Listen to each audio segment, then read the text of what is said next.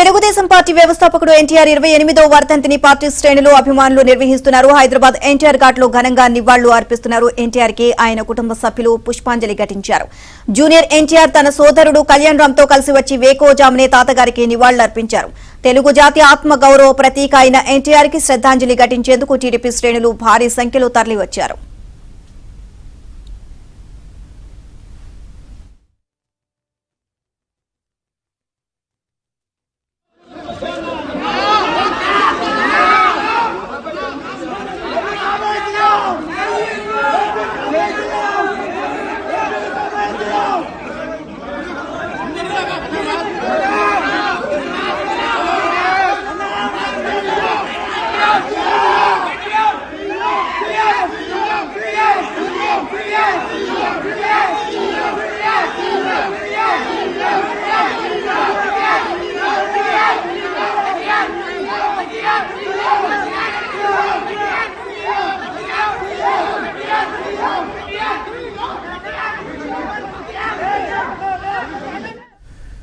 నేడు తెలుగుదేశం పార్టీ వ్యవస్థాపకుడు ఎన్టీఆర్ 28వ వర్ధంతిని పార్టీ శ్రేణులు అభిమానులు నిర్వహిస్తున్నారు. హైదరాబాద్ ఎన్టీఆర్ ఘాట్ లో ఘనంగా నివాళులర్పిస్తున్నారు. ఎన్టీఆర్ కి ఆయన కుటుంబ సభ్యులు పుష్పాంజలి ఘటించారు. జూనియర్ ఎన్టీఆర్ తన సోదరుడు కళ్యాణ్ రామ్ తో కలిసి వచ్చి వేకువజామునే తాతగారికి నివాళులర్పించారు. తెలుగు జాతి ఆత్మ గౌరవ ప్రతీక అయిన ఎన్టీఆర్ కి శ్రద్ధాంజలి ఘటించారు. టీడీపీ శ్రేణులు భారీ సంఖ్యలో తరలివచ్చారు.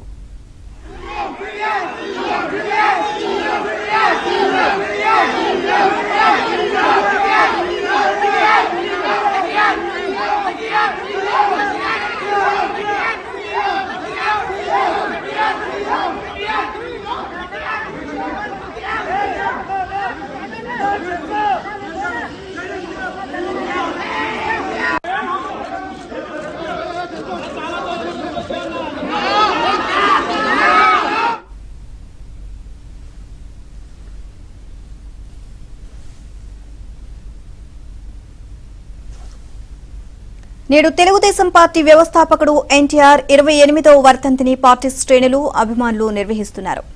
హైదరాబాద్ ఎన్టీఆర్ ఘాట్ లో ఘనంగా నివాళులర్పిస్తున్నారు. ఎన్టీఆర్ కి ఆయన కుటుంబ సభ్యులు పుష్పాంజలి ఘటించారు. జూనియర్ ఎన్టీఆర్ తన సోదరుడు కళ్యాణ్ రామ్ తో కలిసి వచ్చి వేకోజామునే తాతగారికి నివాళులర్పించారు. తెలుగు జాతి ఆత్మ గౌరవ ప్రతీక అయిన ఎన్టీఆర్ కి శ్రద్ధాంజలి ఘటించేందుకు టీడీపీ శ్రేణులు భారీ సంఖ్యలో తరలివచ్చారు.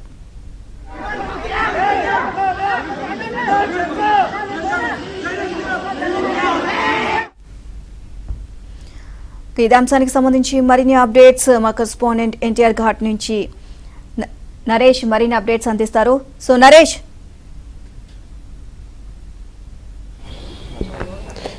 ఈరోజు ఎన్టీఆర్ 28వ వర్ధంతి సందర్భంగా ఆయన కుటుంబ సభ్యులు అభిమానులతో పాటు సినీ రాజకీయ రంగానికి సంబంధించిన ప్రముఖులంతా కూడా నివాళులర్పించబోతున్నారు. కాసేపట్లో ఇక్కడికి Nandamuri Balakrishna, Hindupur MLA, Telugu Desam party politburo సభ్యుడిగా ఉన్న నందమూరి బాలకృష్ణ రాబోతున్నారు. ఆయనతో పాటు ఆయన సోదరుడు రామకృష్ణతో పాటు ఇతర కుటుంబ సభ్యులు కూడా వచ్చే అవకాశం కనిపిస్తుంది. ప్రతి ఏటా కూడా ఇక్కడ ఎన్టీఆర్ ఘాట్లో నివాళులర్పించడం ఆనవాయితీగా వస్తుంది. 28వ వర్ధంతి సందర్భంగా ఇప్పటికే కాసేపటి క్రితమే జూనియర్ ఎన్టీఆర్తో పాటు ఆయన సోదరుడు కళ్యాణ్ రామ్ కూడా ఇక్కడ నివాళులర్పించి వెళ్లారు. అదేవిధంగా ఈరోజు నారా చంద్రబాబు నాయుడు, తెలుగుదేశం పార్టీ అధినేత, మాజీ ముఖ్యమంత్రి నారా చంద్రబాబు నాయుడు ఇప్పటికే అమరావతి చేరుకున్నారు. అక్కడ ఆయన ఈ కార్యక్రమంలో పాల్గొనబోతున్నారు. ఇక మిగిలిన నాయకులు కూడా ప్రతి ఏటా కూడా ఇక్కడ ఎవరైతే సాంప్రదాయబద్ధంగా వచ్చి నివాళులర్పిస్తారో వాళ్ళంతా కూడా రాబోతున్నారు. 9 గంటల ప్రాంతంలో ఏదైతే ఎన్టీఆర్ కుమార్తె నారా చంద్రబాబు నాయుడు సతీమణి నారా భువనేశ్వరి కూడా ఇక్కడ రాబోతున్నారు.